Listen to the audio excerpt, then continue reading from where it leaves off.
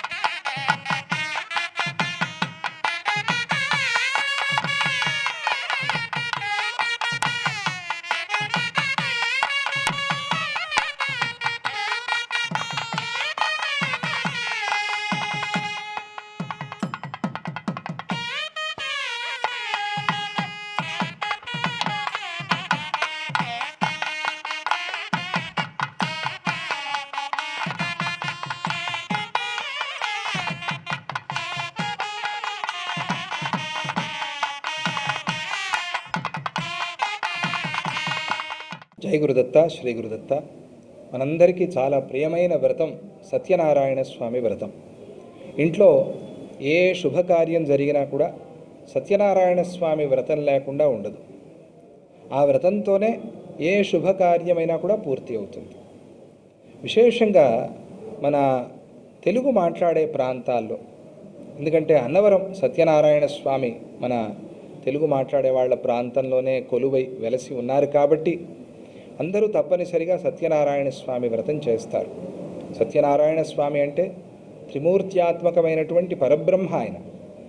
ఆయన్ని మనం స్మరణ చేయటం వల్ల ప్రతి పనిలోనూ కూడా ఏదో ఒక లోపము అనేది ఉంటుంది, ఏదో ఒక అసత్యము, ఏదో ఒక అధర్మము అనేది ఉంటుంది. దానివల్ల ద్రవ్యలోపము లేదా మంత్రలోపము, క్రియాలోపం, ఏదో ఒక లోపం వస్తుంది. ఇటువంటి లోపాలు, దోషాలు అన్నీ కూడా సత్యనారాయణ స్వామి స్మరణ వల్ల, విశేషంగా సత్యనారాయణ స్వామి వ్రతం వల్ల పరిహరింపబడతాయి అని చెప్పి ఆ కథలోనే మనం వింటూ ఉంటాం. కాబట్టి ఆ సత్యనారాయణ స్వామి లోకాన్ని చల్లగా చూడాలి, విశ్వ కళ్యాణం కావాలి అని మనం అందరం కూడా ప్రార్థన చేసుకుందాం. సంవత్సరానికి ఒకసారి అయినా తప్పనిసరిగా మీరందరూ ఇళ్లలో కానీ దేవాలయంలో కానీ సత్యనారాయణ స్వామి వ్రతం చేయటం అనే ఒక పద్ధతిని పెట్టుకోండి.